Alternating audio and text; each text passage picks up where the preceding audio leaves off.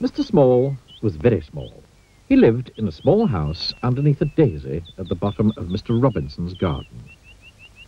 It was a very nice house, although very tiny, and it suited Mr. Small very well indeed. He liked living there. Now, this story is all about the time Mr. Small decided to get a job. The trouble was, what sort of a job could Mr. Small do?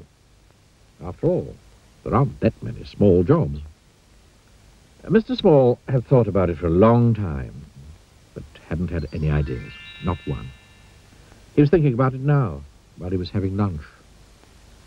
He was having half a pea, 1 crumb, and a drop of lemonade. Mr. Small thought and thought while he was eating his big lunch, but it was no use. Thinking just made him thirsty. So he had another drop of lemonade. I know, he thought to himself. After lunch, I'll go and see Mr. Robinson and ask his advice. So after lunch, he left his house and walked to Mr. Robinson's house at the top of the garden.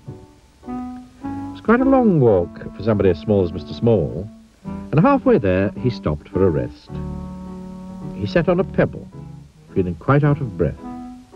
A worm crawled by and stopped. "Good afternoon, Mr. Small," said the worm. "Good afternoon, Walter," said Mr. Small to the worm, whom he knew quite well.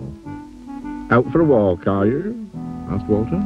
"Going to see Mr. Robinson," replied Mr. Small. "Oh," said Walter the worm, and crawled off. Walter was a worm of very few words. After he'd rested for a while, Mr. Small set off again and walked all the rest of the way to Mr. Robinson's house without stopping once. When he got there, he climbed up the steps to Mr. Robinson's back door. He knocked at the door. Nobody heard him. The trouble was, you see, that if you're as small as Mr. Small, you don't have a very loud knock. Mr. Small looked up. There, high above his head, was a doorbell. "How can I ring the bell when I can't reach it?" thought Mr. Small to himself. Just then, Mr. Small heard footsteps. It was the postman. The postman came to the door, posted his letters, and was just about to leave when he heard a voice. "Hello," said the voice. The postman looked down. "Hello," he said to Mr. Small. "Who are you?" "I'm Mr. Small," said Mr. Small. "Will you ring the bell for me?" "Of course I will," replied the postman in answer to Mr. Small's question. And reaching out, he pressed the bell with his finger. "Thank you," said Mr. Small. "My pleasure," said the postman, and off he went. Mr. Small heard footsteps coming to the door. The door opened. Mr. Robinson looked out. "That's funny," he said. "I'm sure I heard somebody ring the bell." He was about to shut the door when he heard a little voice. "Hello," said the voice. "Hello, Mr. Robinson." Mr. Robinson looked down and down. "Hello," he said. "What are you doing here?" "I've come to ask your advice," said Mr. Small to Mr. Robinson. "Well," said Mr. Robinson, "you'd better come in, have a talk." Mr. Small followed Mr. Robinson into the house, and, perched on the arm of Mr. Robinson's favourite chair, he told him how he couldn't think of a job that he could do.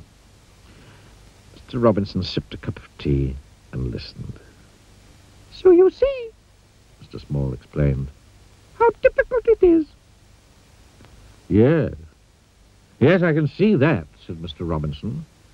"But leave it to me." Mr. Robinson knew a lot of people.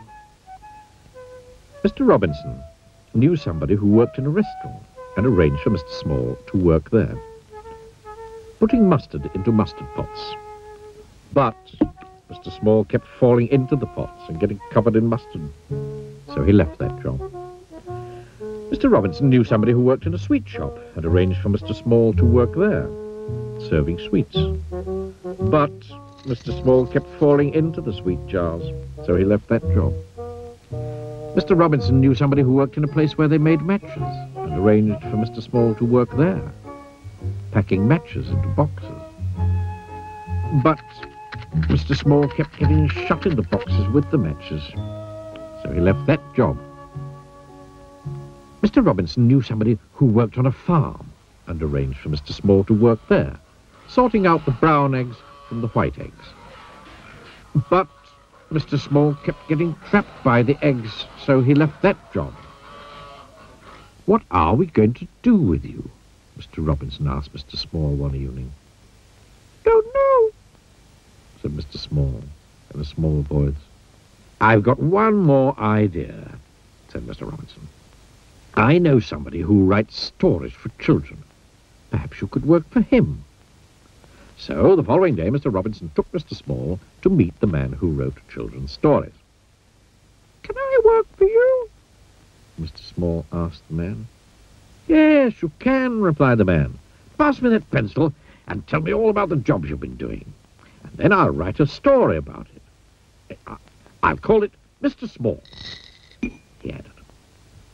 "But children won't want to hear a story all about me," exclaimed Mr. Small. "Yes, they will," replied the man. "They'll like it very much. And you did, didn't you?"